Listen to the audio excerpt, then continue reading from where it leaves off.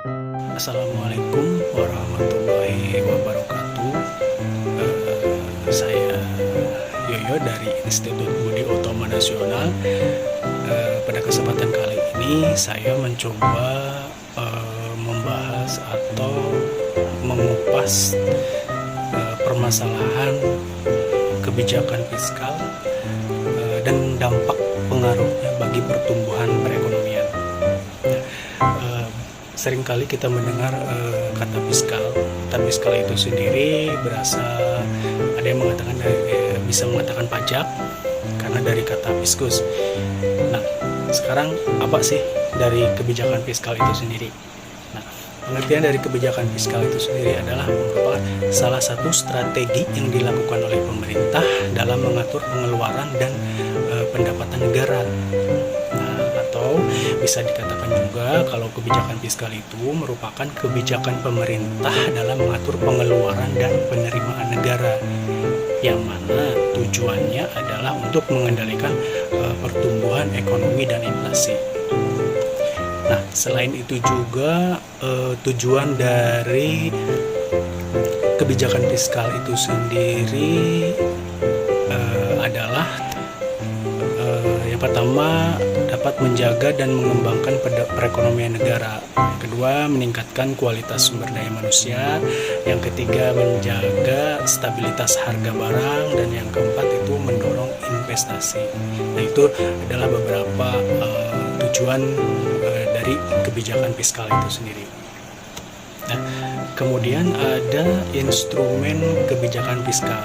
Nah, instrumen kebijakan fiskal ini meliputi pajak dan pengeluaran pemerintah. Nah, pajak digunakan untuk mengatur pendapatan masyarakat, sementara pengeluaran pemerintah mempengaruhi belanja publik. Nah, yang mana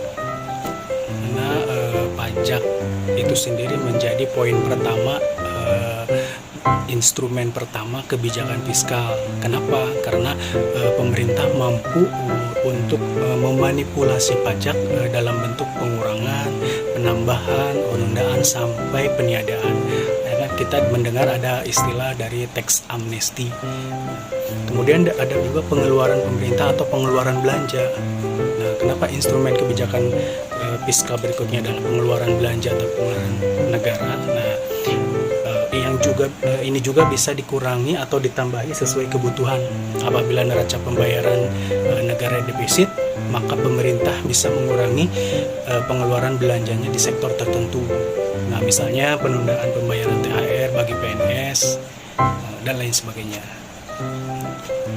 Nah, ada juga yang termasuk ke instrumen kebijakan fiskal itu sendiri, ada lagi yang dinamakan obligasi publik dan alokasi anggaran.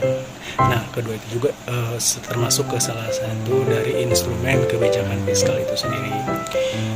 Nah, kemudian ada dampak kebijakan fiskal. Nah, kebijakan fiskal dapat memiliki dampak makroekonomi seperti pertumbuhan ekonomi, inflasi, dan pengangguran. Nah, kebijakan ini juga dapat mempengaruhi investasi konsumsi masyarakat. Kemudian ada yang namanya studi kasus kebijakan fiskal. Nah, studi kasus kebijakan fiskal dapat meliputi pemotongan pajak yang tadi saya bilang seperti tax amnesty itu. Nah, dan peningkatan belanja publik. Nah, pengaruhnya terhadap perekonomian. Nah, contoh studi kasus ini dapat memberikan pemahaman mendalam tentang kebijakan fiskal. Kita mencoba sedikit menguraikan dari contoh dari pemotongan pajak atau tax amnesty. Nah, kebijakan fiskal di Indonesia yang pertama kali yaitu tax amnesty, yaitu pembebasan pajak yang berupa pengurangan atau peniadaan dalam waktu tertentu bagi masyarakat yang mau melakukan seluruh kekayaannya. Nah, kemudian ada lagi contohnya itu subsidi BBM ataupun gas. Nah, kemudian yang ketiga ada penetapan harga tertinggi. Nah, yang terakhir ada kritik terhadap kebijakan fiskal. Nah, ada beberapa kritik terhadap kebijakan fiskal meliputi ketidakpastian ekonomi, ketidakmerataan distribusi, dan defisit anggaran. Nah, kritik juga muncul terkait efektivitas kebijakan dalam mengatasi masalah ekonomi. Dari pengertian sampai instrumen sampai dampak itu mengenai tentang kebijakan fiskal, bisa saya tarik kesimpulan bahwa kebijakan fiskal memiliki peranan penting dalam mengatur perekonomian suatu negara, karena pemahaman mendalam tentang kebijakan fiskal dapat membantu dalam mengambil keputusan ekonomi yang tepat. Nah, mungkin hanya itu yang bisa saya sampaikan atau kemukakan mengenai pemahaman tentang kebijakan fiskal yang berdampak dalam pertumbuhan perekonomian.